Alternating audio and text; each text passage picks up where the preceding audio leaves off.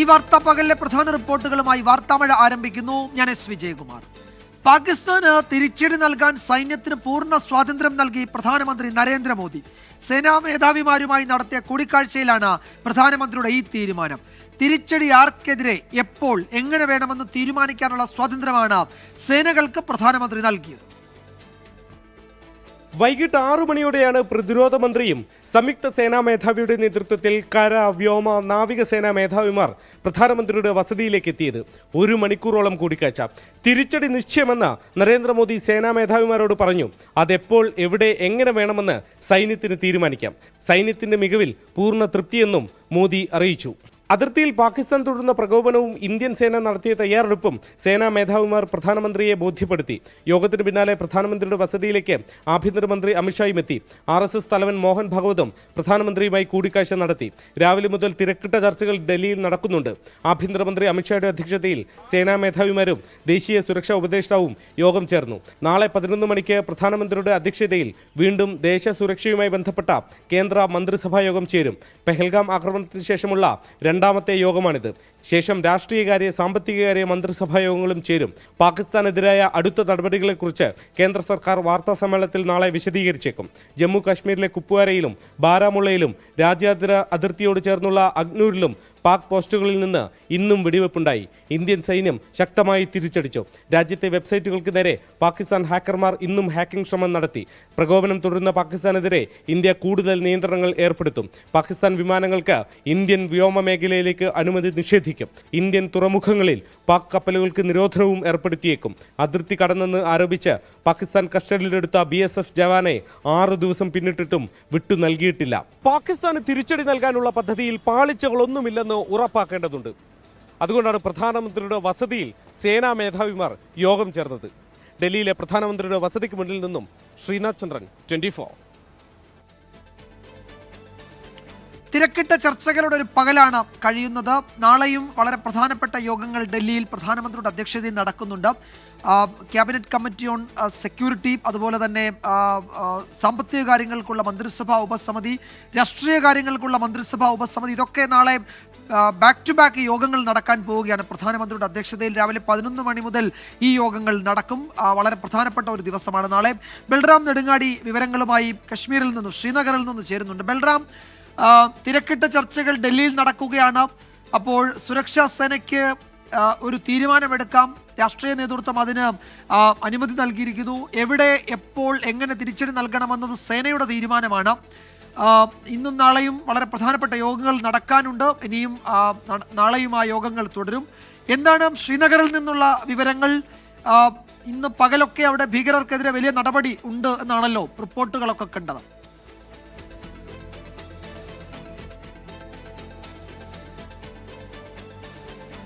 വിജയകുമാർ, ഡൽഹിയിൽ നിന്നും ഒരു നിർദ്ദേശം ലഭിച്ചു കഴിഞ്ഞാൽ, അല്ലെങ്കിൽ ഒരു തീരുമാനം അറിയിച്ചു കഴിഞ്ഞാൽ അത് ഗ്രൗണ്ടിൽ നടപ്പാക്കാൻ സൈന്യം സജ്ജമാണ്. അതിനുള്ള മുന്നൊരുക്കങ്ങൾ കഴിഞ്ഞ ദിവസങ്ങളിൽ എല്ലാം തന്നെ ഈ ഗ്രൗണ്ടിൽ ഉണ്ടായിരുന്നു. സേനാവിന്യാസം അതിർത്തിയിൽ എല്ലാം തന്നെ ഇരട്ടിയിലേറെ ആക്കിയിട്ടുണ്ട്. പ്രത്യേകിച്ച് പ്രശ്നബാധിതമായ സ്ഥലങ്ങളിൽ കൂടുതൽ സൈന്യത്തെ വിന്യസിച്ചിട്ടുണ്ട്. ഇന്ന് നമ്മൾ ബാരാമുള്ളയിൽ പോയിരുന്നു. അവിടെ വലിയ തോതിലുള്ള സേനാവിന്യാസം തന്നെയുണ്ട്. മണിക്കൂറുകളോളം തുടർച്ചയായി തന്നെ ഇത്തരത്തിൽ പുതിയ സൈനിക വാഹനങ്ങളും മറ്റും ഈ മേഖലയിലേക്ക് എത്തിച്ചേരുന്നു. അത് പ്രധാനമായും പാകിസ്ഥാന്റെ ഭാഗത്തു നിന്നും പ്രകോപനമുണ്ടായ ഒരു ഘട്ടം മുതൽ തന്നെ ഇന്ത്യൻ സൈന്യം ഇത്തരത്തിലുള്ള തയ്യാറെടുപ്പുകൾ ആരംഭിച്ചിട്ടുണ്ട്. ഇന്ത്യൻ പോസ്റ്റുകൾക്ക് നേരെ തുടർച്ചയായി വെടിവെപ്പ് ഉണ്ടാകുന്നുണ്ട്. ഇന്ന് പ്രധാനമന്ത്രിയുടെ അധ്യക്ഷതയിൽ ചേർന്ന യോഗത്തിൽ സൈന്യത്തിന് ലഭിച്ചിരിക്കുന്ന ഒരു നിർദ്ദേശം എന്നുള്ളത് സുപ്രധാനമാണ്. ഏത് തരത്തിലുള്ള തിരിച്ചടി എന്നുള്ളത് സൈന്യത്തിന് തീരുമാനിക്കാം എന്നുള്ളതാണ്. നിലവിലെ സാഹചര്യത്തിൽ പാകിസ്ഥാന്റെ ഭാഗത്തു നിന്നുള്ള നീക്കങ്ങൾ അത് അറിഞ്ഞ് അതിന് ഉചിതമായ ഒരു മറുപടി എന്ന തീരുമാനമാണ് സൈന്യം എടുത്തിരിക്കുന്നത്. പ്രത്യേകിച്ച് അതിർത്തി മേഖലയിലെ പോസ്റ്റുകളിലേക്കുണ്ടാകുന്ന വെടിവെപ്പിന് തുല്യമായ ഒരു മറുപടി ഇന്ത്യ നൽകുന്നു. അതേസമയം ഇനിയുള്ള നീക്കം, ഈ പെഹൽഗാം ഭീകരാക്രമണത്തിന്റെ പശ്ചാത്തലത്തിൽ ഇനിയുള്ള മറുപടി എങ്ങനെ എന്നുള്ളത് സുപ്രധാനമാണ്. ഒരു പൂർണ്ണതോതിലുള്ള ഒരു ആക്രമണത്തിലേക്കോ അത്തരത്തിലുള്ള ഒരു സാഹചര്യത്തിലേക്കോ പോകില്ല എന്ന നിഗമനം പ്രതിരോധ വിദഗ്ധർ വിലയിരുത്തുന്നുണ്ട്. പ്രത്യേകിച്ചും കഴിഞ്ഞ 2 ആക്രമണങ്ങളിൽ, ഇന്ത്യയിൽ നടന്ന ഭീകരാക്രമണങ്ങൾക്ക് ഇന്ത്യ നൽകിയ മറുപടി അത് ഈ കൃത്യമായി തന്നെ ഭീകരവാദികളെ ലക്ഷ്യം വെച്ച് നടത്തിയ മിന്നലാക്രമണം, അതോടൊപ്പം തന്നെ ബലാക്കോട്ടിലെ വ്യോമാക്രമണം എന്നതിന് സമാനമായ ഒരു നീക്കമായിരിക്കും ഉണ്ടാകുക. അത് എവിടെ, എങ്ങനെ എന്നതുമായി ബന്ധപ്പെട്ട് ഇന്റലിജൻസിൽ നിന്ന് ലഭിക്കുന്ന വിവരങ്ങളുടെ കൂടി അടിസ്ഥാനത്തിലായിരിക്കും തുടർന്ന് ആ തീരുമാനത്തിലേക്ക് എത്തുക. സൈന്യത്തിന്റെ ഇന്റലിജൻസ് വിഭാഗം ഇതിൽ പ്രധാനമായ പങ്ക് ഇന്റലിജൻസ് വിവരങ്ങൾക്ക് ഉണ്ട് എന്നുള്ളതും ശ്രദ്ധേയമാണ്. പ്രത്യേകിച്ച് ആഭ്യന്തര മന്ത്രാലയവും പ്രതിരോധ മന്ത്രാലയവും സംയുക്തമായാണ് ജമ്മു കശ്മീരിലെ പ്രത്യേക സാഹചര്യത്തിൽ ഇക്കാര്യങ്ങളിലെല്ലാം ഒരു അന്തിമ തീരുമാനത്തിലേക്ക് എത്തുക. കൃത്യമായി തന്നെ ഏത് നിർദ്ദേശം, ഏത് ആക്രമണവും നടപ്പാക്കാൻ സൈന്യം സജ്ജമാണ്. കഴിഞ്ഞ 2 മിന്നലാക്രമണം നടത്തിയത് വ്യോമസേനയുടേതായിരുന്നെങ്കിൽ അത് കരസേനയുടേതായിരുന്നെങ്കിൽ ബലാക്കോട്ടിൽ വ്യോമസേനയുടേതായിരുന്നു. ഇനി നാവികസേനയാണോ അല്ലെങ്കിൽ സംയുക്തമായി ഒരു ഭീകരവാദത്തിനെതിരെ ഒരു നടപടിയാണോ എന്നതുമായി ബന്ധപ്പെട്ടുള്ള തീരുമാനം ഉടനുണ്ടാകും. അതിൽ ഏറ്റവും പ്രധാനപ്പെട്ടത് ആഭ്യന്തരമായി ഈ ഭീകരവാദികൾക്ക് ലഭിക്കുന്ന സഹായം അത് അമർച്ച ചെയ്യുക, ഇല്ലാതാക്കുക എന്നുള്ളതാണ്. അതിനായുള്ള നടപടികൾ തീവ്രമായി തന്നെ പുരോഗമിക്കുന്നു. വിജയകുമാർ സൂചിപ്പിച്ച പോലെ തന്നെ ഇന്ന് ഏറ്റുമുട്ടലുണ്ടായി ജമ്മു കശ്മീരിൽ. ആ ഏറ്റുമുട്ടൽ 2 ഇടങ്ങളിൽ ഉണ്ടായി എന്നാണ് ലഭ്യമാകുന്ന വിവരം. അതിന്റെ സ്ഥലം എന്നുള്ളത് നിലവിലിപ്പോൾ അത് പങ്കുവയ്ക്കാൻ കഴിയില്ല പ്രേക്ഷകരുമായി. കാരണം ഈ ഒരു ഓപ്പറേഷന്റെ രഹസ്യാത്മകത പൂർണ്ണമായും തന്നെ കാത്തുസൂക്ഷിക്കേണ്ടതുണ്ട്. അതുമായി ബന്ധപ്പെട്ടുള്ള മാർഗനിർദ്ദേശങ്ങൾ നിലവിലുണ്ട്. ഈ പഹൽഗാമിൽ ആക്രമണം നടത്തിയ ഭീകരവാദികളുടെ തൊട്ടടുത്ത് തന്നെ സൈന്യമുണ്ട്. അവരെ വളഞ്ഞിരിക്കുകയാണ് എന്ന വിവരം മാത്രമേ നമുക്ക് പങ്കുവയ്ക്കാൻ കഴിയൂ. തെരച്ചിൽ പുരോഗമിക്കുന്നതോടൊപ്പം തന്നെ ആഭ്യന്തരമായ ഭീകരവാദികൾക്കെതിരായ നടപടികൾ അത് ഏറ്റവും തീവ്രമായി, മുൻപ് ഒരിക്കലും കാണാത്ത അത്രയും തീവ്രമായുള്ള നടപടികളാണ് പുരോഗമിക്കുന്നത്. കാരണം ജമ്മു കശ്മീരിലെ ജനങ്ങൾ പോലും ഈ ഒരു ഭീകരവാദത്തിനെതിരെ നിലവിൽ രംഗത്തെത്തിയ ഒരു സാഹചര്യമാണ്. ഈ ഒരു അനുകൂല സാഹചര്യം ഉപയോഗിച്ചുകൊണ്ട് ഭീകരവാദത്തിന്റെ വേരറുക്കാനുള്ള നടപടികളാണ് ജമ്മു കശ്മീരിൽ ഇപ്പോൾ പുരോഗമിച്ചുകൊണ്ടിരിക്കുന്നത്. വീട് തകർക്കൽ അടക്കമുള്ള നടപടികൾ ആദ്യ ദിവസങ്ങളിൽ ഉണ്ടായി. തുടർന്ന് ഇപ്പോൾ കസ്റ്റഡിയിലെടുക്കുന്നു, കൂടുതൽ പേരെ ചോദ്യം ചെയ്യുന്നു, ഭീകരവാദികളുമായി ബന്ധമുള്ള ആളുകളെ കണ്ടെത്തുന്നു, അവർക്കെതിരെ നടപടിയെടുക്കുന്നു. ഇത്തരത്തിലുള്ള നടപടികൾ ഇപ്പോൾ പുരോഗമിക്കുകയാണ്. ഒരു ത്രിതല നീക്കങ്ങളാണ് ഇപ്പോൾ ജമ്മു കശ്മീരിൽ നടക്കുന്നത്. ഭീകരവാദികൾക്കെതിരെ ആഭ്യന്തരമായ നീക്കം, ഒപ്പം അവർക്ക് വേണ്ടിയുള്ള തെരച്ചിൽ, സമാന്തരമായി തന്നെ അതിർത്തിയിൽ പാകിസ്ഥാന് എതിരായ പടയൊരുക്കവും. വിജയകുമാർ. ഒരു പൊളിറ്റിക്കൽ ലീഡർഷിപ്പിന്റെ ക്ലിയറൻസ് ആണ് സേനയ്ക്ക് ഇപ്പോൾ കിട്ടിയിരിക്കുന്നത്. ഗ്രൗണ്ടിൽ അത് നടപ്പാക്കാൻ തയ്യാറാണ് എന്ന് നേരത്തെ തന്നെ കര, നാവിക, വ്യോമസേനകൾ അവരുടെ സോഷ്യൽ മീഡിയ പ്ലാറ്റ്ഫോമുകളിലൂടെ അറിയിച്ചിരുന്നു. അത് ഇന്നും അത് ആവർത്തിച്ചിട്ടുണ്ട്. ഈ യോഗങ്ങൾക്ക് ശേഷം ആഭ്യന്തരമന്ത്രി അമിത്ഷായും RSS സർസംഘചാലക് മോഹൻ ഭഗവതും പ്രധാനമന്ത്രിയുമായി ഇന്ന് വൈകിട്ട് കൂടിക്കാഴ്ച നടത്തുകയും ചെയ്തു. അപ്പോൾ രാഷ്ട്രീയ നേതൃത്വത്തിന്റെ തീരുമാനം സൈന്യത്തെ അറിയിച്ചിട്ടുണ്ട്. സമയവും സ്ഥലവും രീതിയും അത് സൈന്യത്തിന് തീരുമാനിക്കാം. ഒരു ഫ്രീ ഹാൻഡ്, ഒരു ബ്ലാങ്ക് ചെക്കാണ് സേനാ വിഭാഗങ്ങൾക്ക് പ്രധാനമന്ത്രി നൽകിയിരിക്കുന്നത് ഈ വിഷയത്തിൽ. ബൽറാം നെടുങ്ങാടിയാണ് വിവരങ്ങൾ നൽകിയത് ശ്രീനഗറിൽ നിന്ന്. ആഗോള ഭീകരതയ്ക്ക് ഇന്ധനം നൽകുന്ന പാകിസ്ഥാൻ തെമ്മാടി രാഷ്ട്രമെന്ന് ഐക്യരാഷ്ട്രസഭയിൽ ഇന്ത്യയുടെ വിമർശനം. ഭീകരരെ സഹായിച്ചെന്ന പാക് കുറ്റസമ്മതത്തിൽ അതിശയമില്ലെന്നും ഇന്ത്യ വ്യക്തമാക്കി. അതിനിടയിൽ പാക് സൈനിക മേധാവി രാജ്യം വിട്ടുവെന്ന അഭ്യൂഹം പാകിസ്ഥാൻ തള്ളി. പതിറ്റാണ്ടുകളായി ഭീകരവാദത്തെ പിന്തുണച്ചിട്ടുണ്ടെന്ന പാകിസ്ഥാൻ പ്രതിരോധ മന്ത്രി ഖാജ്വ ആസിഫിന്റെ ഏറ്റുപറച്ചിൽ ചൂണ്ടിക്കാട്ടിയാണ് ഇന്ത്യയുടെ വിമർശനം. ആഗോള ഭീകരതയ്ക്ക് ഇന്ധനം നൽകുന്ന ഒരു തെമ്മാടി രാഷ്ട്രമായി പാകിസ്ഥാനെ ഇത് തുറന്നുകാട്ടിയെന്ന് ഐക്യരാഷ്ട്രസഭയിലെ ഇന്ത്യയുടെ ഡെപ്യൂട്ടി സ്ഥിരം പ്രതിനിധി Yojana Patel.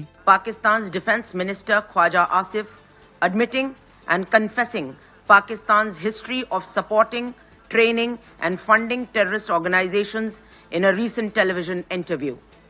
This open confession surprises no one and exposes Pakistan as a rogue state fueling global terrorism and destabilizing the region.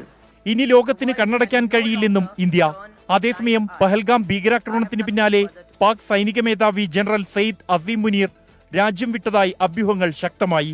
റാവൽപിണ്ടിയിലുള്ള ബങ്കറിൽ general Sayyid Azeem Muneer ഒളിച്ചതായുള്ള പ്രചാരണങ്ങൾ വ്യാപകമായതോടെ പാക് സർക്കാർ സൈനിക മേധാവിയുടെ ചിത്രം പുറത്തുവിട്ടു. അതിനിടെ ഇന്ത്യയും പാകിസ്ഥാനും സംയമനം പാലിക്കണമെന്നും മേഖലയിൽ സംഘർഷം ആഗ്രഹിക്കുന്നില്ലെന്നും തുർക്കി പ്രസിഡന്റ് രജബ് തയ്യിബ് എർദോഗൻ പറഞ്ഞു. പാകിസ്ഥാന് തുർക്കി ആയുധം നൽകുന്നുവെന്ന ആരോപണം എർദോഗൻ നിഷേധിച്ചു. ബാരാമുള്ളയിൽ നിന്നും ബൽറാം നെടുങ്ങാടി, 24. ജമ്മുകാശ്മീരിൽ ഭീകരരെ പിടികൂടാൻ വൻ സൈനിക നീക്കം. വിവിധ മേഖലകളിൽ നടപടികൾ പുരോഗമിക്കുകയാണെന്നും വിശദാംശങ്ങൾ ഇപ്പോൾ വെളിപ്പെടുത്താനാകില്ലെന്നും സേനാ വൃത്തങ്ങൾ അറിയിച്ചു. പഹൽഗാമിൽ ആക്രമണം നടത്തിയ കൊടും ഭീകരർ ഇന്ത്യയിലേക്ക് നുഴഞ്ഞു കയറിയത് 1.5 വർഷം മുമ്പാണ് എന്നാണ് വിവരം. പഹൽഗാമിൽ ഭീകരാക്രമണം നടത്തിയവരെ പിടികൂടാൻ ജമ്മു കശ്മീരിൽ സമാനതകളില്ലാത്ത തിരച്ചിലാണ് സുരക്ഷാ സേന. അതിവിശാലമായ വനമേഖല അരിച്ചുപെറുക്കിയാണ് തിരച്ചിൽ. സാങ്കേതിക വിവരങ്ങളും ഗോത്രവിഭാഗങ്ങളിൽ നിന്ന് കിട്ടുന്ന വിവരങ്ങളും സംയോജിപ്പിച്ചാണ് തിരച്ചിൽ. നടപടികൾ പുരോഗമിക്കുന്നെന്നും ഇപ്പോൾ വിശദാംശങ്ങൾ വെളിപ്പെടുത്താനാകില്ലെന്നും സേന വ്യക്തമാക്കുന്നു. താഴ്വരയിൽ നിരപരാധി ചോര വീഴ്ത്തിയ ഭീകരർ സാംബ കത്വ മേഖലയിലെ വേലി മുറിച്ച് രാജ്യത്തേക്ക് കടന്നവരെന്നാണ് വിലയിരുത്തൽ. പാക് ഭീകരരായ അലിഭായി, ഹാഷിം മൂസ എന്നിവർ സംഘത്തിലുണ്ടെന്നാണ് സ്ഥിരീകരണം. ഇതിൽ 7 പേരുടെ മരണത്തിന് കാരണമായ സോൻമാർഗ് ടണൽ ആക്രമണത്തിൽ പങ്കാളിയാണ് അലിഭായി. അതിനിടയിൽ ജമ്മു കാശ്മീരിന്റെ ടൂറിസം മേഖലയ്ക്ക് കനത്ത തിരിച്ചടി തുടരുകയാണ്. സുരക്ഷാ കാരണങ്ങൾ ചൂണ്ടിക്കാട്ടി 87 വിനോദസഞ്ചാര കേന്ദ്രങ്ങളിൽ 48ഉം അടച്ചു. ചുരുങ്ങിയ നിലയിൽ മാത്രമാണ് ശ്രീനഗറിലേക്കും പെഹൽഗാമിലേക്കും ടൂറിസ്റ്റുകൾ എത്തുന്നത്. ആ കാണും മട്ടിൽ ഇടതൂർന്ന പൈൻമരങ്ങൾ നിറഞ്ഞതാണ് പഹൽഗാം ചുറ്റുമുള്ള വനമേഖലകൾ. It's a matter of time. എത്ര ദുർഘടമായ മേഖലയാണെങ്കിലും ഇന്നോ നാളെയോ ഏറ്റവും പ്രധാനപ്പെട്ട ഒരു വാർത്ത ആ മേഖലയിൽ നമ്മൾ പ്രതീക്ഷിക്കുന്നുണ്ട്. ബാരാമുള്ളയിൽ നിന്നും ക്യാമറമാൻ ജോഗേഷ് സിംഗിനൊപ്പം ഹാഷ്മി താജ് ഇബ്രാഹിം, 24. പഹൽഗാം ഭീകരാക്രമണവുമായി ബന്ധപ്പെട്ട അന്വേഷണത്തിൽ NIAക്ക് നിർണായക തെളിവ് കൈമാറി പൂനെയിലെ മലയാളി. ഭീകരാക്രമണത്തിന് ദിവസങ്ങൾക്ക് മുൻപ് ശ്രീജിത്ത് രമേശൻ എന്ന മലയാളി പകർത്തിയ ദൃശ്യങ്ങളിൽ ഭീകരരുടെ മുഖം പതിഞ്ഞിരുന്നു. അതേസമയം സംശയത്തെ തുടർന്ന് ബൈസ്രൺ വാലിയിലെ സിപ്പ് ലൈൻ ഓപ്പറേറ്ററെ ചോദ്യം ചെയ്തെങ്കിലും പ്രാർത്ഥനാ വചനങ്ങൾ ഉരുവിട്ടതിൽ അസ്വാഭാവികതയില്ല എന്നാണ് NIAയുടെ നിഗമനം. ബൈസറൻ വാലി താഴ്വരയിൽ ഏപ്രിൽ 18-നാണ് കുടുംബസമേതം ശ്രീജിത്ത് രമേശൻ എത്തുന്നത്. സന്തോഷ നിമിഷങ്ങൾക്കിടയിൽ പകർത്തിയ ദൃശ്യങ്ങളിലൊന്നാണ് പഹൽഗാം ഭീകരാക്രമണത്തിൽ നിർണായക തെളിവുകളൊന്നായി മാറുന്നത്. ആക്രമണത്തിന് മുമ്പ് തന്നെ ഭീകരർ പ്രദേശത്ത് എത്തിയെന്നതിന് ദൃശ്യങ്ങൾ തെളിവ്.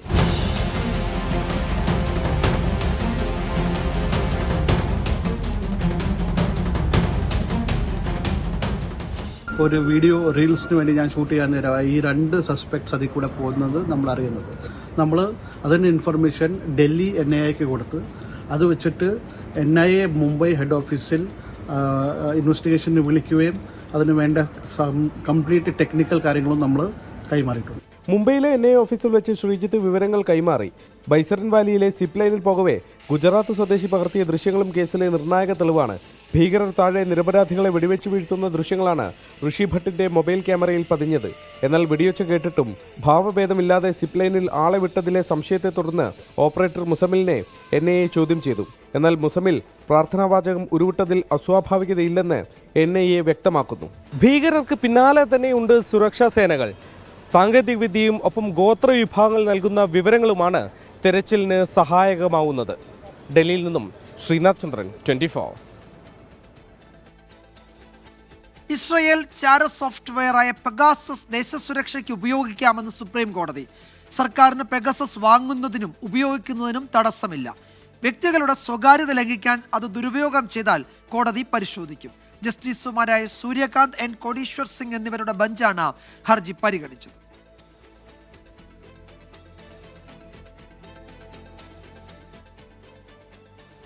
കേന്ദ്രമന്ത്രി സുരേഷ് ഗോപിയുടെ കഴുത്തിലും പുലിപ്പല്ല് കെട്ടിയ മാലയുണ്ടെന്ന് പരാതി. വാടാനപ്പള്ളി സ്വദേശി മുഹമ്മദ് ഹാഷിമാണ് DGPക്ക് പരാതി നൽകിയത്. സുരേഷ് ഗോപി കണ്ണൂരിലും തൃശ്ശൂരിലും ഷർട്ടു ധരിക്കാതെ ഒരു പരിപാടിയിൽ പങ്കെടുക്കുന്ന ദൃശ്യങ്ങൾ സഹിതമാണ് പരാതി നൽകിയിരിക്കുന്നത്. സൂരജ് സജി തൃശ്ശൂരിൽ നിന്ന് വിവരങ്ങൾ നൽകും. സൂരജ്, എന്താണ് ഈ പരാതിയിൽ പറയുന്നത്? ഇപ്പോൾ വേടൻ വനം വകുപ്പിന്റെ കസ്റ്റഡിയിലാണ്. ആ വിഷയത്തിൽ വലിയ ചർച്ചകൾ സമൂഹ മാധ്യമങ്ങളിലും ഒക്കെ നടക്കുന്ന ഒരു പശ്ചാത്തലത്തിലാണ് സുരേഷ് ഗോപിക്കെതിരെ കൂടി ഇത്തരം ഒരു പരാതി വരുന്നത്. അതിൽ എന്ത് നടപടി ഉണ്ടാകും, അന്വേഷണം ഉണ്ടാകുമോ, എന്തൊക്കെയാണ് മറ്റു വിവരങ്ങൾ? ഈ വേടൻ നിലവിൽ ഈ പുലിപ്പല്ലുമായി ബന്ധപ്പെട്ടുകൊണ്ട് വിവാദങ്ങളിൽ പെട്ടതിന് പിന്നാലെയാണ് ഈ സോഷ്യൽ മീഡിയയിൽ സുരേഷ് ഗോപിയുടെ ചില ദൃശ്യങ്ങൾ ഈ വലിയ രീതിയിൽ പ്രചരിക്കുന്ന ഒരു സാഹചര്യമുണ്ടായത്. അതായത് തൃശ്ശൂരിലെ ഒരു പരിപാടിയിലും അതോടൊപ്പം തന്നെ ഈ കണ്ണൂരിലെ ഒരു പരിപാടിയിലും പങ്കെടുക്കുന്ന സമയത്ത് സുരേഷ് ഗോപി അന്ന് ഈ മേൽവസ്ത്രം ധരിച്ചിരുന്നില്ല. അങ്ങനെയുള്ള ഈ ദൃശ്യത്തിലാണ് ഈ പുലിപ്പല്ല് ധരിച്ചതായി കാണുന്നത്. ആ പുലിപ്പല്ലാണെന്നും ധരിച്ചിരിക്കുന്നത്. അതുകൊണ്ട് തന്നെ നടപടി വേണമെന്നും ആവശ്യപ്പെട്ടുകൊണ്ട് മുൻ യൂത്ത് കോൺഗ്രസ് നേതാവായിട്ടുള്ള വാടാനപ്പള്ളി സ്വദേശി മുഹമ്മദ് ഹാഷിമാണ് ആണ് നിലവിൽ DGPക്ക് പരാതി നൽകിയിരിക്കുന്നത്. സുരേഷ് ഗോപിയുടെ കണ്ണൂരിലും തൃശ്ശൂരിലും നടന്ന പരിപാടിയിൽ ഷർട്ട് ധരിക്കാതെ പങ്കെടുക്കുന്ന ദൃശ്യങ്ങൾ സഹിതമാണ് നിലവിൽ DGPക്ക് പരാതി നൽകിയിരിക്കുന്നത്. സുരേഷ് ഗോപിയുടെ കഴുത്തിൽ പുലിപ്പല്ല് കെട്ടിയ മാലയുണ്ടെന്നും ഇതിൽ നിയമ നടപടി സ്വീകരിക്കണമെന്നുമാണ് ഈ മുഹമ്മദ് ഹാഷിം DGPക്ക് അയച്ച പരാതിയിൽ പറഞ്ഞിരിക്കുന്ന വിജയകുമാർ. സുരേഷ് സജിയാണ് വിവരങ്ങൾ നൽകിയത്. 2 പരിപാടിയിൽ അദ്ദേഹം കേന്ദ്രമന്ത്രി പങ്കെടുക്കുന്ന ദൃശ്യങ്ങൾ, ആ ദൃശ്യങ്ങളൊക്കെ ഈ പരാതിയുടെ ഭാഗമാക്കിയിട്ടുണ്ട്. DGPക്കാണ് പരാതി നൽകിയത്. എന്ത് നടപടി ഉണ്ടാകും, അന്വേഷണം വരുമോ എന്നതൊക്കെ അടുത്ത മണിക്കൂറുകളിലെ വ്യക്തമാവും. പുലിപ്പല്ല് കൈവശം വെച്ച കേസിൽ റാപ്പർ വേടനെ 2 ദിവസത്തെ വനം വകുപ്പ് കസ്റ്റഡിയിൽ വിട്ടു. ജാമ്യാപേക്ഷ വെള്ളിയാഴ്ച പരിഗണിക്കും. വേടന് പുലിപ്പല്ല് നൽകിയ രഞ്ജിത്ത് കുമ്പിടിയെ കണ്ടെത്താനുള്ള ശ്രമം തുടരുകയാണ്. വേടനെ കൊച്ചിയിലെ ഫ്ളാറ്റിലെത്തിച്ച് തെളിവെടുപ്പ് നടത്തി. 2 ദിവസത്തെ കസ്റ്റഡി ലഭിച്ചതിന് പിന്നാലെയാണ് വേടനെ കൊച്ചിയിലെ ഫ്ളാറ്റിലെത്തിച്ച് തെളിവെടുത്തത്. പുലിപ്പല്ല് നൽകിയ രഞ്ജിത്ത് കുമ്പിടിയെ അറിയില്ലെന്ന് വേടൻ. കുമ്പിടിയെ നിങ്ങൾക്ക് അറിയുള്ളൂ, എനിക്കറിയാൻ പാടില്ല. അതേസമയം ലോക്കറ്റ് കെട്ടി നൽകിയത് യഥാർത്ഥ പുലിപ്പല്ലെന്ന് അറിയാതെയെന്ന് വിയ്യൂരിലെ സരസ്വ ജ്വല്ലറി ഉടമ സന്തോഷ് കുമാർ പറഞ്ഞു.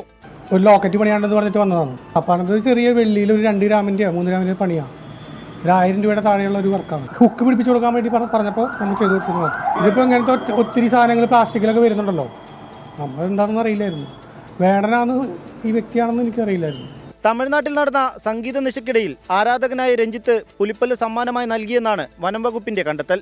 പിന്നീട് തൃശ്ശൂരിലെ ജ്വല്ലറിയിൽ നൽകി ലോക്കറ്റാക്കി മാറ്റി. വന്യജീവികളുടെ അവശിഷ്ടങ്ങൾ അറിഞ്ഞോ അറിയാതെയോ കൈവശം സൂക്ഷിക്കുന്നത് കുറ്റകരമാണ്. ഇതുപ്രകാരമാണ് വേടനെതിരെ 3 മുതൽ 7 വർഷം വരെ ശിക്ഷ ലഭിക്കാവുന്ന കുറ്റം ചുമത്തിയിട്ടുള്ളത്. ഹണ്ടിങ് ആണ് ഇമ്പോർട്ടൻറ്റ് വകുപ്പ്. അതിൽ 3 to 7 years വരെ പണിഷ്മെൻ്റ് ഉണ്ട്, മാക്സിമം 7.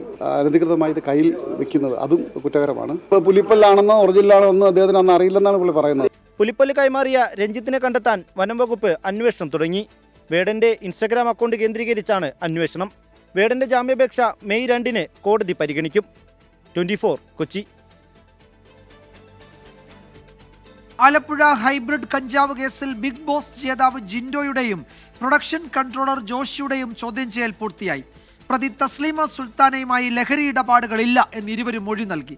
അതേസമയം ഷൈൻ ടോൺ ചാക്കോ ലഹരി വിമുക്ത ചികിത്സ പൂർത്തിയാക്കിയില്ലെങ്കിൽ നിയമത്തിന്റെ സംരക്ഷണം ലഭിക്കില്ലെന്ന് Alappuzha deputy excise commissioner S. Vinod Kumar 24നോട് പറഞ്ഞു.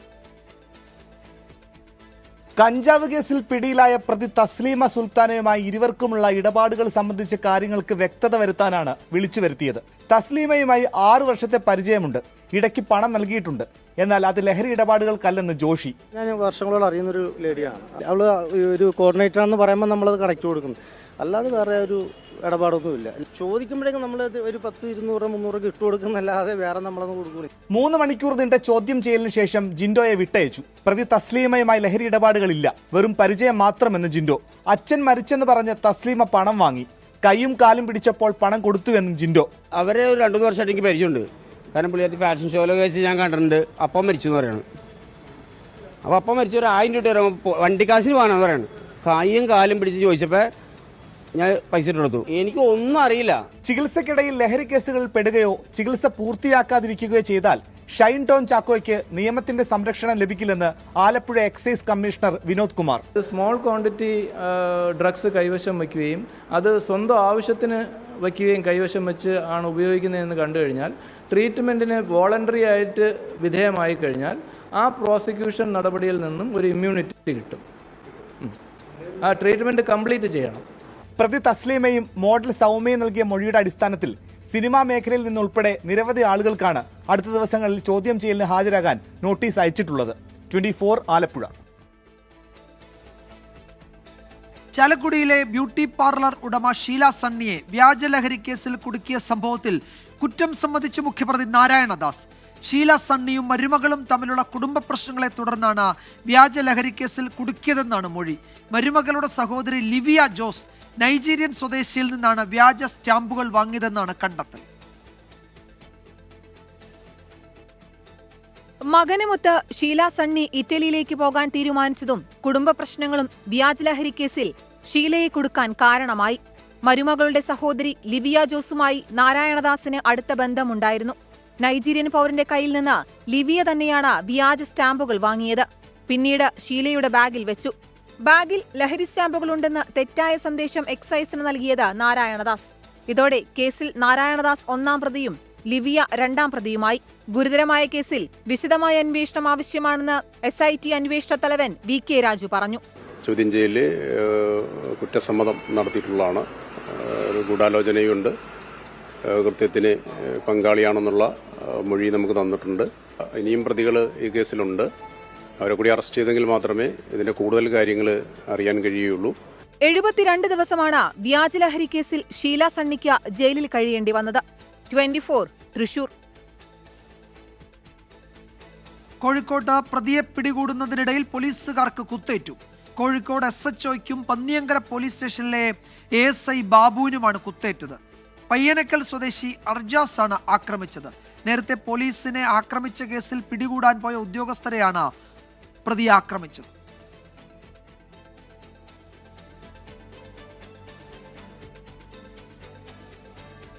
പാലക്കാട് തൃത്താലയിൽ 962 ഗ്രാം ഹൈബ്രിഡ് കഞ്ചാവുമായി പട്ടാമ്പി സ്വദേശി പിടിയിലായി. പെരുമുടിയൂർ സ്വദേശി ഷമീറാണ് പിടിയിലായത്. തലക്കശ്ശേരിയിൽ വാഹന പരിശോധനയ്ക്കിടെയാണ് കഞ്ചാവ് കണ്ടെത്തിയത്. ശ്രീജിത്ത് ശ്രീകുമാരൻ പാലക്കാട്ട് വിശദാംശങ്ങൾ നൽകും. ശ്രീജിത്ത്, ഇയാൾക്ക് എവിടെ നിന്നാണ് ഈ ഹൈബ്രിഡ് കഞ്ചാവ് കിട്ടിയത്? ഇതിന്റെ ഉറവിടം കണ്ടെത്താനുള്ള പരിശോധന, അന്വേഷണം തുടങ്ങിയിട്ടുണ്ടോ പോലീസും എക്സൈസും ഒക്കെ? തീർച്ചയായും വിജയകുമാർ, എക്സൈസിന് കൃത്യമായ രീതിയിലുള്ള വിവരങ്ങൾ ഇതിനു മുൻപ് തന്നെ ഉണ്ടായിരുന്നു. ഇയാൾ ഉൾപ്പെട്ട ലഹരി സംഘത്തെക്കുറിച്ചുള്ള പരിശോധനയുടെ ഭാഗമായി തന്നെയാണ് ഈ തലക്കശ്ശേരിയിൽ ഒരു വാഹന പരിശോധന നടത്തിയത്. ഇതുമായി ബന്ധപ്പെട്ട് കഞ്ചാവ് കടത്ത് നടത്തുന്നുണ്ട് എന്നൊരു വിവരം പോലീസിന് ഉണ്ടായിരുന്നത് ഡിവൈഎസ്പിക്കും പാലക്കാട് SPക്കും അടക്കം ലഭിച്ചിരുന്നു. അതിന്റെ അടിസ്ഥാനത്തിൽ തന്നെയാണ് തൃത്താല പോലീസും അതുപോലെ തന്നെ ഡിവൈഎസ്പി മുനീറിന്റെ നേതൃത്വത്തിലുള്ള സംഘവും ഒക്കെ ഈ പരിശോധനയ്ക്ക് ഒരു നേതൃത്വം നൽകിയത്. എന്തായാലും ഈ 962 ഗ്രാം കഞ്ചാവാണ്, ഹൈബ്രിഡ് കഞ്ചാവാണ് പിടികൂടിയിരിക്കുന്നത്. ഇയാൾക്ക് വൻ ലഹരി സംഘവുമായി ബന്ധമുണ്ട്. അത് മലപ്പുറം ജില്ല കേന്ദ്രീകരിച്ചുള്ള ലഹരി സംഘമാണ് എന്നൊരു വിവരമാണ് ഏറ്റവും ഒടുവിൽ പുറത്തു വരുന്നത്. പ്രതിയെ കൂടുതൽ ചോദ്യം ചെയ്തു വരികയാണ്. കൂടുതൽ വിശദാംശങ്ങൾ നാളെ രാവിലെ വ്യക്തമാക്കുമെന്നാണ് ഡിവൈഎസ്പി അടക്കമുള്ളവർ അറിയിച്ചിട്ടുള്ളത്. എന്തായാലും കൂടുതൽ പേരിലേക്ക് അന്വേഷണം നീങ്ങുന്നു എന്നൊരു വിവരമാണ് ഏറ്റവും ഒടുവിൽ പോലീസ് നൽകുന്നത്. പെരുമുടിയൂർ സ്വദേശി ഷമീറാണ് പിടിയിലായത്. തലക്കശ്ശേരിയിലെ വാഹന പരിശോധനയ്ക്കിടെ കഞ്ചാവ് കണ്ടെത്തിയിരുന്നു. ഇയാൾ ഈ കഞ്ചാവ് കടത്ത് സംഘത്തിലെ ഒരു പ്രധാനി എന്നാണ് എക്സൈസ് പറയുന്നത്. ശ്രീജിത്ത് ശ്രീകുമാരനാണ് വിവരങ്ങൾ നൽകിയത്. വിവാദങ്ങൾക്കൊടുവിൽ വിഴിഞ്ഞം തുറമുഖ കമ്മീഷനിംഗ് ചടങ്ങിലേക്ക് പ്രതിപക്ഷ നേതാവ് VD സതീശനെ ക്ഷണിച്ച സർക്കാർ. ഇന്ന് ഉച്ചയോടെയാണ് പ്രതിപക്ഷ നേതാവിന്റെ ഓഫീസിലേക്ക് ക്ഷണക്കത്തെത്തിയത്. VD സതീശനെ ചടങ്ങിന് ക്ഷണിക്കാത്തതിൽ പ്രതിപക്ഷം വിമർശനം ഉയർത്തിയിരുന്നു. കോൺഗ്രസ് നേതാക്കളുടെ വലിയ വിമർശനത്തിന് പിന്നാലെയാണ് പ്രതിപക്ഷ നേതാവിനെ ക്ഷണിക്കാൻ സർക്കാർ തീരുമാനിച്ചത്. മന്ത്രി VN വാസവന്റെ ഔദ്യോഗിക ലെറ്റർപാടിലാണ് ഉച്ചയോടെ ക്ഷണക്കത്തെത്തിയത്. കത്തിലുണ്ടായിരുന്നത് ഇന്നലത്തെ ഡേറ്റ്. പ്രതിപക്ഷ നേതാവിനെ മാറ്റി നിർത്തിയിട്ടില്ലെന്ന മന്ത്രി VN വാസവന്റെ പ്രതികരണത്തിന് തൊട്ടു പിന്നാലെയാണ് ക്ഷണക്കത്ത് ഓഫീസിലേക്ക് എത്തിയത്. അദ്ദേഹത്തിന് കത്ത് കൊടുത്തിട്ടുണ്ട്. ഞാൻ തന്നെ എന്റെ ലെറ്റർപാടിൽ അദ്ദേഹത്തിന് പങ്കെടുക്കണമെന്ന് ആവശ്യപ്പെട്ട് കത്ത് കൊടുത്തിട്ടുണ്ട്. അതിനകത്ത് വേറെ സംഗീതമായ ഒരു കാഴ്ചപ്പാടുമില്ല. ഇവിടെ ആരെയും മാറ്റി നിർത്തുന്ന പ്രശ്നമില്ല. പ്രധാനമന്ത്രിയുടെ ഓഫീസിലേക്ക് സമർപ്പിച്ച ചടങ്ങിൽ പങ്കെടുക്കുന്നവരുടെ പട്ടികയിൽ നിന്ന് പ്രതിപക്ഷ നേതാവിന്റെ പേര് ഒഴിവാക്കിയിരുന്നു. LDF സർക്കാരിന്റെ 4ാം വാർഷികാഘോഷ പരിപാടിയുടെ ഭാഗമാണ് ചടങ്ങ് എന്നായിരുന്നു അനൌദ്യോഗിക വിശദീകരണം. ഇതിനെതിരെ കോൺഗ്രസ് നേതാക്കൾ രംഗത്തെത്തി. UDFന്റെ കുഞ്ഞാണ് വിഴിഞ്ഞം പദ്ധതി. ഈ പദ്ധതി അന്ന് എതിർത്തവരാണ് ഇവർ. അന്ന് 4000 കോടി രൂപയുടെ അഴിമതിയാണ് ഇവർ ഉന്നയിച്ചത്. അഴിമതി ആരോപണം ഉന്നയിച്ച് വിഴിഞ്ഞം പദ്ധതി വരാതിരിക്കാൻ മുൻകൈയെടുത്ത പാർട്ടി സെക്രട്ടറി ആയിരുന്നു ഇന്നത്തെ മുഖ്യമന്ത്രി. അപ്പോൾ വിഴിഞ്ഞം പദ്ധതി കൊണ്ടുവന്നതിന്റെ മുഴുവൻ ക്രെഡിറ്റും UDFനുള്ളതാണ്. Shashi Tharoor MP, M Vincent MLA എന്നിവർ ചടങ്ങിൽ പങ്കെടുക്കും. പ്രതിപക്ഷ നേതാവ് പങ്കെടുക്കുമോ എന്ന കാര്യത്തിൽ തീരുമാനമായിട്ടില്ല. 24 തിരുവനന്തപുരം. ഭിന്നശേഷിക്കാർക്കുള്ള നൈപുണ്യ കേന്ദ്രത്തിന് RSS സ്ഥാപകൻ KB ഹെഡ്ഗേവാറിന്റെ പേരിടുന്നതിനെ ചൊല്ലി പാലക്കാട് നഗരസഭാ കൗൺസിലിൽ കയ്യാങ്കളിയും പ്രതിഷേധവും. ബഹളത്തിനിടെ KB ഹെഡ്ഗേവാറിന്റെ പേരിടാനുള്ള അജണ്ട ചർച്ചയില്ലാതെ കൗൺസിൽ പാസാക്കി. അതിനിടെ ഹെഡ്ഗേവാർ സ്വാതന്ത്ര്യ സമര സേനാനി അല്ല എന്ന നഗരസഭാ അധ്യക്ഷ പ്രമീള ശശിധരന്റെ പ്രതികരണം BJPയെ വെട്ടിലാക്കി. 11 മണിയോടെ നഗരസഭാ കൗൺസിൽ യോഗം ആരംഭിച്ചതിനു പിന്നാലെ കോൺഗ്രസ് CPIM കൗൺസിലർമാർ മുദ്രാവാക്യവുമായി എത്തി.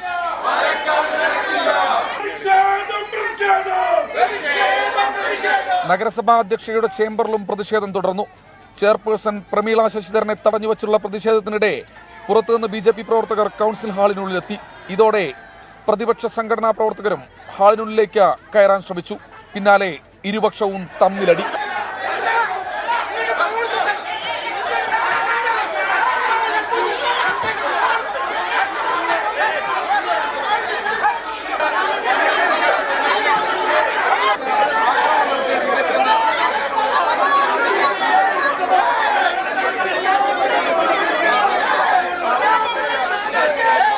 ഇതിനിടെ ചില പ്രതിപക്ഷ കൗൺസിലേഴ്സിനെ ആശുപത്രിയിലേക്ക് മാറ്റി. പ്രതിഷേധം തുടർന്ന പ്രതിപക്ഷ കൗൺസിലർമാരെ പോലീസ് സ്റ്റേഷനിലേക്ക് ബലമായി കൊണ്ടുപോയി. ഇവിടെ ഹെഡ്ഗേവാറിന്റെ പേര് ഈ കേന്ദ്രത്തിന് കൊടുക്കുന്നതുമായി ബന്ധപ്പെട്ട് മുനിസിപ്പാലിറ്റിയിൽ നേരത്തെ തന്നെ അജണ്ടയിൽ വന്നിരുന്നു. അത് ചർച്ച ചെയ്തതിനു ശേഷം പാസ്സാക്കിയതാണ് എന്നല്ലേ പറഞ്ഞത്? അങ്ങനെയാണെങ്കിൽ പിന്നെ ഇന്നെന്തിനാ അജണ്ടയിൽ വെച്ചത്? അപ്പോൾ ഇന്നല്ലേ ആദ്യമായി ഹെഡ്ഗേവാറിന്റെ പേര് കൊടുക്കുന്നതുമായി ബന്ധപ്പെട്ട അജണ്ട ആദ്യമായി മുന്നോട്ട് വയ്ക്കുന്നത് ഇന്നല്ലേ? അപ്പോൾ ഇത്ര ദിവസം പൊതുസമൂഹത്തോട്, പാലക്കാടിനോട്, കേരളത്തോട് BJPയുടെ മുനിസിപ്പൽ ഭരണകൂടവും BJP നേതൃത്വവും കള്ളം പറയുകയല്ലേ ചെയ്തത്? ബഹളത്തിനിടെ നൈപുണ്യ കേന്ദ്രത്തിന് ഹെഡ്ഗേവാറിന്റെ പേരിടാനുള്ള അജണ്ട പാസാക്കി.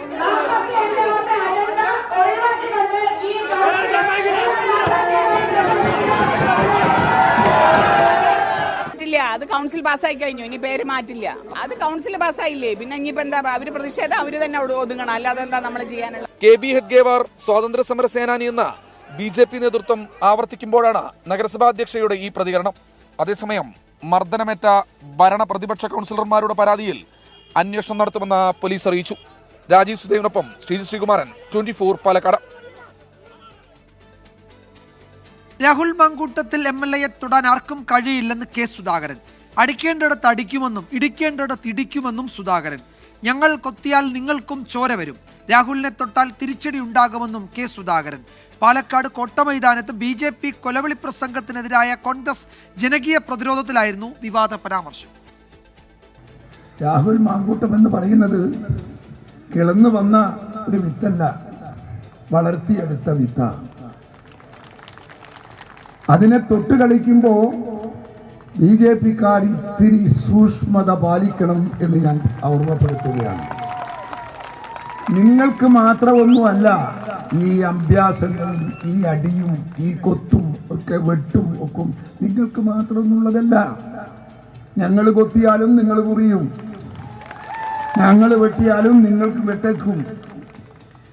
അതിന് പറ്റിയ ആൺകുട്ടികൾ ഈ പാർട്ടിക്കകത്തുണ്ട് എന്ന് ഞാനിവിടെ പരസ്യമായി പ്രഖ്യാപിക്കുകയാണ്. രാഹുൽ മാങ്കൂട്ടം ഈ പാലക്കാട്ടെ ജനമനസ്സിന്റെ അകത്ത് ഭദ്രമാണ് എന്ന് വിശ്വസിക്കുന്നവരാ ഞങ്ങൾ. തൊട്ടവന്റെ കൈപറ്റിയില്ലെങ്കിൽ ഈ രാജ്യത്തെ രാഷ്ട്രീയ പ്രവർത്തനം ഉണ്ടാവില്ല. കേര പദ്ധതിക്കായി അനുവദിച്ച വായ്പാ തുക വകമാറ്റിയതിൽ സർക്കാരിനോട് വിശദീകരണം തേടി ലോകബാങ്ക്. വായ്പാ പണത്തിന്റെ ഇപ്പോഴത്തെ സ്ഥിതി എന്താണെന്ന് അറിയിക്കണമെന്ന് ലോകബാങ്ക് ടീം ലീഡർ കൃഷി വകുപ്പിന് അയച്ച കത്തിൽ ആവശ്യപ്പെട്ടു. പണം പദ്ധതി അക്കൗണ്ടിലേക്ക് മാറ്റിയെങ്കിൽ കേന്ദ്രത്തെ അറിയിക്കുമെന്നും കത്തിൽ ലോകബാങ്ക് വ്യക്തമാക്കിയിട്ടുണ്ട്. കേര പദ്ധതിക്കായി അനുവദിച്ച വായ്പാ തുകയുടെ ആദ്യ ഗഡുവായി നൽകിയ 139.65 കോടി രൂപ വകമാറ്റിയെന്ന വിവരം പുറത്തായതിന് പിന്നാലെയാണ് ലോകബാങ്കിന്റെ ഇടപെടൽ. വായ്പാ തുക പദ്ധതിയുടെ അക്കൗണ്ടിലേക്ക് കൈമാറിയിട്ടുണ്ടോ എന്ന് നിർവഹണ വകുപ്പായ കൃഷി വകുപ്പിനോട് ആരാഞ്ഞുകൊണ്ടാണ് ലോകബാങ്കിന്റെ ഇടപെടൽ. വായ്പാ തുകയും സംസ്ഥാന വിഹിതവും ചേർത്ത് അക്കൗണ്ടിലേക്ക് വന്നിട്ടുണ്ടോ, എന്താണ് വായ്പാ തുകയുടെ ഇപ്പോഴത്തെ സ്ഥിതി തുടങ്ങിയവയാണ് ലോകബാങ്ക് കത്തിൽ ചോദിച്ചിരിക്കുന്നത്. പണം അക്കൗണ്ടിലേക്ക് കൈമാറ്റം ചെയ്തില്ലെങ്കിൽ കേന്ദ്ര സർക്കാരിനോട് പരാതിപ്പെടുമെന്നും ലോകബാങ്ക് ടീം ലീഡർ അസഫ് ബിഗ്നാൻ കത്തിൽ അറിയിച്ചിട്ടുണ്ട്. വായ്പാ തുക വകമാറ്റിയത് വിവാദമായിട്ടും കേര പദ്ധതിയുടെ പണം ഇതുവരെ കൃഷി വകുപ്പിന്റെ അക്കൗണ്ടിലേക്ക് മാറ്റി നൽകിയിട്ടില്ല. സർക്കാരിന്റെ പണഞ്ഞെരുക്കമാണ് കൈമാറ്റം വൈകിപ്പിക്കുന്നത്. ഇന്ന് പൊതുവിപണിയിൽ നിന്ന് 2000 കോടി രൂപ സർക്കാർ കടമെടുക്കുന്നുണ്ട്. ഈ തുക ലഭിച്ചാൽ കേര പദ്ധതിയുടെ പണം കൈമാറുമെന്നാണ് ധനവകുപ്പിൽ നിന്ന് ലഭിക്കുന്ന വിവരം. മാസാവസാനമായതിനാൽ സർക്കാർ ജീവനക്കാരുടെ ശമ്പളവും പെൻഷനും വിതരണം ചെയ്യുന്നതിലാണ് സർക്കാരിന്റെ ഇപ്പോഴത്തെ മുൻഗണന. 24 തിരുവനന്തപുരം. പാലക്കാട് കല്ലടിക്കോട് 3 ഏക്കറിൽ 3 കുട്ടികൾ മുങ്ങി മരിച്ചു. 4, 5, 10 വയസ്സുള്ള കുട്ടികളാണ് മരിച്ചത്. ചിറയിലെ വെള്ളത്തിൽ കളിക്കുന്നതിനിടെ ചെളിയിലകപ്പെട്ടതായിരിക്കാം എന്നാണ് പ്രാഥമിക നിഗമനം. കല്ലടിക്കോട് തുടിക്കോട് സ്വദേശി തമ്പിയുടെ മകൾ രാധിക, തുടിക്കോട് ഉന്നതിയിലെ പ്രകാശന്റെ മക്കളായ പ്രദീപ്, പ്രതീഷ് എന്നിവരാണ് മരിച്ചത്. ഇന്ന് രാവിലെ 10 മണിയോടെയാണ് 3 കുട്ടികളും കളിക്കാനായി വീട്ടിൽ നിന്ന് പോയത്. ഉച്ചയായിട്ടും കുട്ടികളെ കാണാതായതോടെ ബന്ധുക്കൾ തിരക്കിച്ചെന്നപ്പോഴാണ് തൊട്ടടുത്ത ചിറയുടെ കരയിൽ ചെരുപ്പുകൾ കണ്ടത്. തുടർന്ന് നടത്തിയ പരിശോധനയിൽ ആദ്യം 2 ആൺകുട്ടികളെ കണ്ടെത്തി, പിന്നാലെ പെൺകുട്ടിയെയും. 2 മാസമായിട്ടുള്ള ഒരു ചിറ രൂപപ്പെട്ടിട്ട് അതുകൊണ്ടാണ് കുട്ടികൾക്ക് ആവേശമായിട്ട് അതിനകത്ത് കയറുന്നത്. അത് ഫുള്ള് ചെളിയാണ് അതിൻ്റെ ഉള്ളിൽ. കാരണം നമ്മൾ പോലും ഇറങ്ങിയാൽ പൂന്തു പോകുന്ന അങ്ങനത്തെ ഒരു ഇതാണ്. അതിന് ആഴമുള്ള പ്രദേശമാണോ?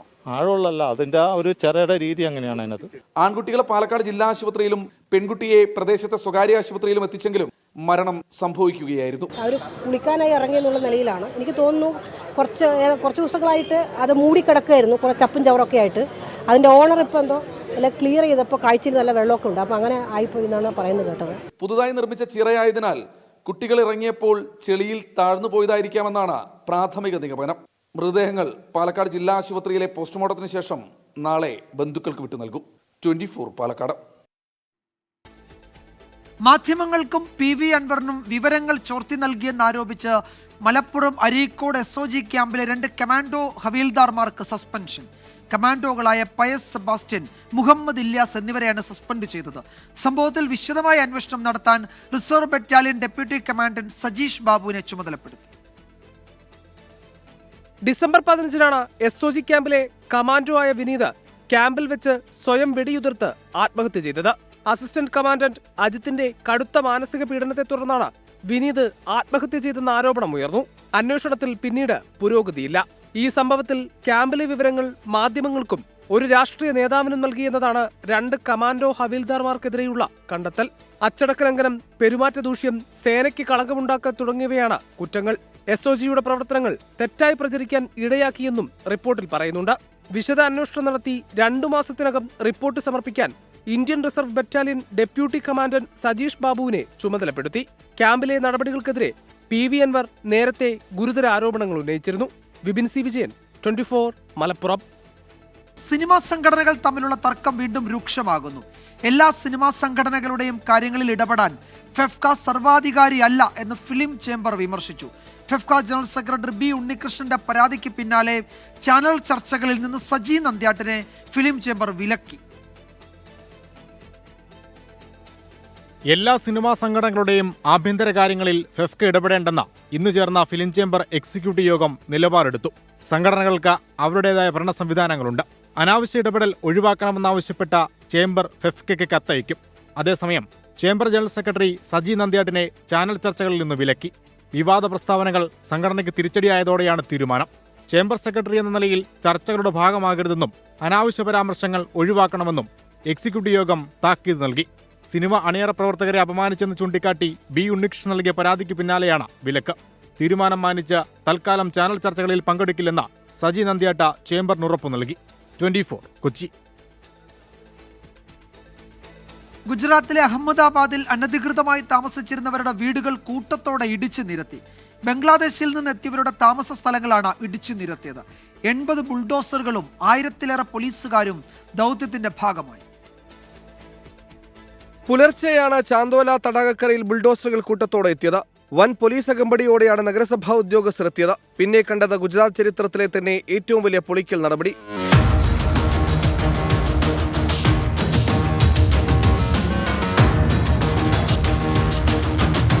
അനധികൃത കുടിയേറ്റക്കാരായ ബംഗ്ലാദേശികളാണ് ഈ മേഖലയിൽ അധികവും താമസിച്ചിരുന്നത്.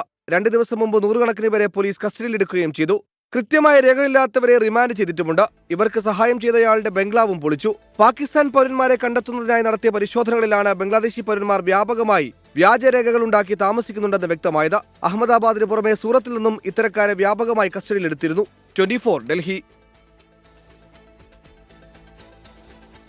തൃശൂർ പൂരത്തിന് തെച്ചിക്കോട്ടുകാവ് രാമചന്ദ്രൻ ഇത്തവണ എത്തും. ചെമ്പുക്കാവ് ശ്രീ കാർത്യായനി ഭഗവതിയുടെ തിടമ്പാകും ഇക്കുറി തെച്ചിക്കോട്ടുകാവ് രാമചന്ദ്രൻ ഏറ്റുന്നത്. കഴിഞ്ഞ വർഷം നെയ്തലക്കാവ് അമ്മയുടെ തിടമ്പേറ്റിയിരുന്നത് തെച്ചിക്കോട്ടുകാവ് രാമചന്ദ്രനായിരുന്നു. സൂരജ് സജി വിവരങ്ങൾ നൽകും തൃശ്ശൂരിൽ നിന്ന്. സൂരജ്, ഈ തെച്ചിക്കോട്ടുകാവ് രാമചന്ദ്രൻ ആന എഴുന്നള്ളത്തിന് കൊണ്ടുവന്നാൽ തിരക്ക് കാരണം തിരികെ കൊണ്ടുപോകാൻ കഴിയാത്ത ഒരു സാഹചര്യമുണ്ട്. അതുകൊണ്ട് ഇത്തവണ രാമൻ ഉണ്ടാവില്ല എന്നായിരുന്നല്ലോ നേരത്തെ കേട്ടിരുന്നത്. ആ തീരുമാനം മാറിയത് എങ്ങനെയാണ്?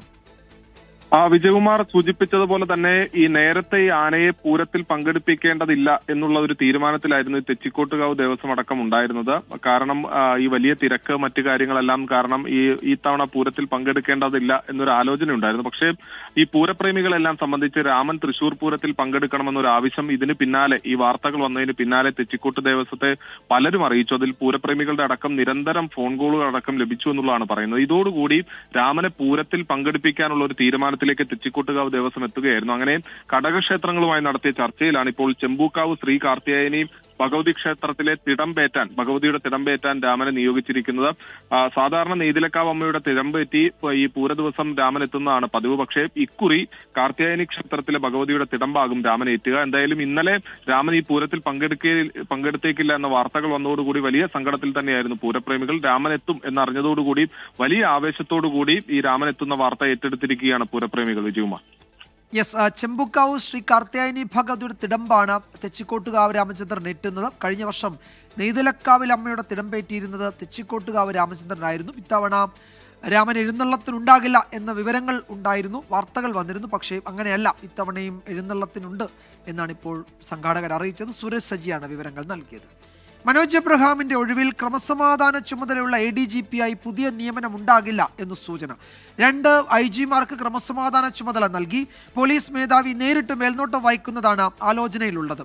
ഷെയ്ഖ് ദർവേസ് സാഹിബിന്റെ കാലാവധി കഴിയും വരെ ഈ രീതി മതി എന്ന തീരുമാനത്തിലെത്തിയെന്നാണ് വിവരം. പോലീസിന്റെ തലവൻ DGP ആണെങ്കിലും പോലീസിലെ ഗ്ലാമറുള്ള പദവി ക്രമസമാധാന ചുമതലയുള്ള ADGP-യുടേതാണ്. ജനങ്ങളുമായും സേനയുമായും നിരന്തരം ഇടപെടുന്നത് ക്രമസമാധാന ചുമതലയുള്ള ADGP ആണ്. DGP റാങ്കിലേക്ക് സ്ഥാനക്കയറ്റമായതോടെ മനോജ് എബ്രഹാം നാളെ ചുമതലയൊഴിയും. DGP റാങ്കിലുള്ളവർ ഇരിക്കുന്ന അഗ്നിശമന സേനാ മേധാവിയായാണ് മാറ്റം. ക്രമസമാധാന ചുമതലയിലേക്ക് ആര് വരുമെന്നതാണ് ചർച്ച. തൽക്കാലത്തേക്ക് പദവി ഒഴിവാക്കാൻ ആലോചനയുണ്ട്. പണ്ടുമുതലില്ലാതിരുന്ന ഈ പദവി ലോക്നാഥ് ബെഹ്റ DGP ആയിരിക്കെ 2021 മാത്രം രൂപീകരിച്ചതാണ്. അതിനാൽ ഒഴിവാക്കിയാലും വലിയ കുഴപ്പമില്ല. മാത്രവുമല്ല, പുതിയ പോലീസ് മേധാവി വരുന്ന ഓഗസ്റ്റ് 1 വീണ്ടും തലപ്പത്ത് അഴിച്ചുപണി വേണ്ടിവരും. അതിനാൽ തൽക്കാലം അതുവരെ ആരെയും ക്രമസമാധാന ചുമതലയിൽ വെക്കേണ്ടെന്നും പോലീസ് മേധാവി തന്നെ കൈകാര്യം ചെയ്യട്ടെ എന്നുമാണ് തീരുമാനം. ക്രമസമാധാന ചുമതല 2 IG-മാർക്ക് വീതിച്ചു നൽകിയേക്കും. മുഖ്യമന്ത്രിയാകും അന്തിമ തീരുമാനമെടുക്കുക. 24 തിരുവനന്തപുരം. ഓഫീസ് ഉദ്ഘാടനത്തിന് നേതാക്കളുടെ ഉന്തും തള്ളും ചർച്ചയായ കോഴിക്കോട് DCC ഓഫീസിൽ പെരുമാറ്റച്ചട്ടപ്രകാരം പരിപാടി സംഘടിപ്പിച്ചു. ഇന്നലെ DCC ഓഫീസിൽ നടന്ന കർഷക തൊഴിലാളി കോൺക്ലേവിൽ കസേരയിൽ പേരെഴുതിയവർക്ക് മാത്രമാണ് വേദിയിൽ ഇരിക്കാനായത്. നമ്മുടെ ആസ്ഥാന മന്ദിരത്തിന്റെ നാടമുറിക്കൽ ചടങ്ങാണ് നടന്നുകൊണ്ടിരിക്കുന്നത്. ഈ മാസം 12 നടന്ന കോഴിക്കോട് DCC ഓഫീസ് ഉദ്ഘാടനം. നാടമുറിക്കുന്നതിന് മുൻനിരയിൽ നിൽക്കാനായിരുന്നു നേതാക്കളുടെ ഉന്തും തള്ളും. പാർട്ടി മുഖപത്രം ഉൾപ്പെടെ വ്യാപക വിമർശനവുമായി രംഗത്തെത്തി. പിന്നാലെയാണ് പൊതുപരിപാടികളിൽ പെരുമാറ്റച്ചട്ടം കൊണ്ടുവരാനുള്ള KPCC തീരുമാനം. അത് ആദ്യം നടപ്പിലാക്കിയത് കോഴിക്കോട് DCC ഓഫീസിലെ പരിപാടിയിൽ തന്നെ. കർഷക തൊഴിലാളി കോൺക്ലേവിൽ വേദിയിലിരിക്കേണ്ട പ്രധാന നേതാക്കളുടെ പേര് വിവരങ്ങൾ കസേരയിൽ രേഖപ്പെടുത്തിയിരുന്നു. അവർ മാത്രം വേദിയിലെത്തി. മറ്റുള്ള നേതാക്കൾ തിക്കും തിരക്കും കൂട്ടാതെ സദസ്സിലും. തെലങ്കാന ഉപമുഖ്യമന്ത്രി മല്ലു ഭട്ടി വിക്രമാർക്ക, കേരളത്തിന്റെ ചുമതലയുള്ള AICC general secretary Deepa Das Munshi തുടങ്ങിയവരാണ് പരിപാടിയിൽ പങ്കെടുത്തത്. അഭിജിത്ത് മുഴക്കുന്ന്, 24 കോഴിക്കോട്. കോഴിക്കോട് ചേവായൂർ സ്വദേശി സൂരജിനെ ആൾക്കൂട്ടം മർദ്ദിച്ചു കൊലപ്പെടുത്തിയ കേസിൽ പ്രതികൾക്കെതിരെ ഗൂഢാലോചന കുറ്റം ചുമത്തും. കേസിൽ 10 പേരെ പോലീസ് അറസ്റ്റ് ചെയ്തിരുന്നു. കേസിൽ കൂടുതൽ പ്രതികളില്ല എന്നാണ് പോലീസിന്റെ വിശദീകരണം. സമീപത്തെ കോളേജിലുണ്ടായ നിസ്സാര പ്രശ്നത്തിനാണ് മായനാട് സ്വദേശിയായ സൂരജിനെ ഒരു സംഘം മർദ്ദിച്ചു കൊലപ്പെടുത്തിയത്. സംഭവത്തിൽ പ്രായപൂർത്തിയാകാത്ത ഒരാൾ ഉൾപ്പെടെ 10 പേർ പോലീസിന്റെ പിടിയിലായിരുന്നു. ഇവർക്കെതിരെ കൊലപാതക കുറ്റം കൂടാതെ ഗൂഢാലോചന കുറ്റം കൂടി ചുമത്താനാണ് പോലീസ് നീക്കം. റിമാൻഡിലുള്ള പ്രതികൾക്കായി പോലീസ് ഉടൻ കസ്റ്റഡി അപേക്ഷ നൽകും. കേസിൽ നിലവിൽ കൂടുതൽ പ്രതികൾ ഉണ്ടാകില്ലെന്നാണ് പോലീസ് വ്യക്തമാക്കുന്നത്. സംഭവസ്ഥലത്ത് കൂടുതൽ പേർ ഉണ്ടായിരുന്നെങ്കിലും ഇവർ മർദ്ദനത്തിൽ പങ്കെടുത്തിട്ടില്ല എന്നാണ് നിഗമനം. 24 കോഴിക്കോട്.